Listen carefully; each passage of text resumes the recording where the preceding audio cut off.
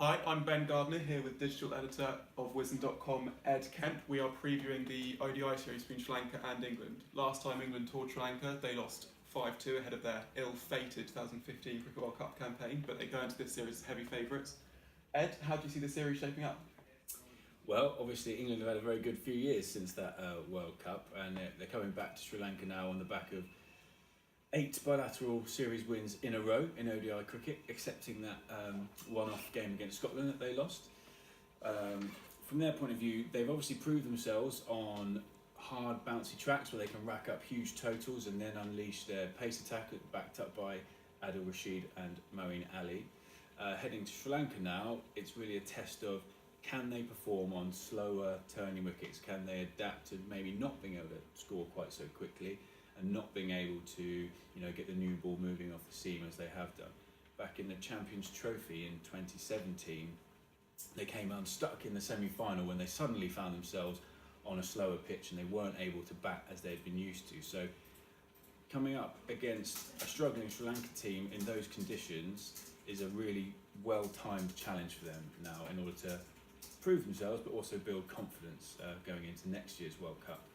Yeah, so those are the main things you think they can learn. It's how to play on slow pitches and maybe also looking at a couple of options, not for the first team but for sort of a backup thing.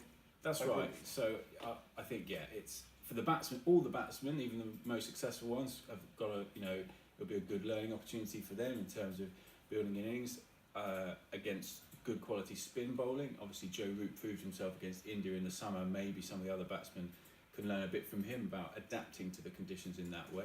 But otherwise, they do have quite a lot of options in that squad. And there are players like perhaps a Liam Dawson or Ollie Stone who can maybe come in and fill the Liam Plunkett role, bowling quickly in the middle.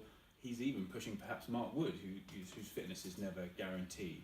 So there's an opportunity there for England to just to kind of hand a bit of experience to some other guys and broaden their options ahead of next year, because you never know what's going to happen. And from the Sri Lankan point of view, they've been really struggling recently. They got knocked out at the first opportunity at the Asia Cup, beaten by Afghanistan and by Bangladesh. I was looking at they haven't won a bilateral series against one of the teams who'll be in the World Cup since the West Indies in 2015. They even lost to Zimbabwe in a series in that time. It's just a shame, really, isn't it? It is really sad when you think what a force they were just a few years ago. Obviously, when they were boosted by the great batsmen that they had.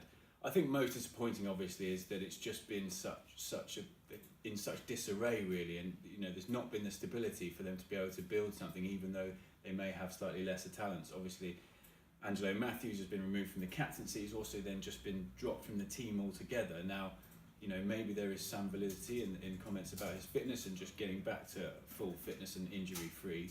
But you'd think that Sri Lanka, if they're going to really put up a proper challenge in next year's World Cup, they're going to need to find a way of getting Matthews back in that team, playing a proper role in the top 4 in the order, and hopefully, contributing with the ball as well.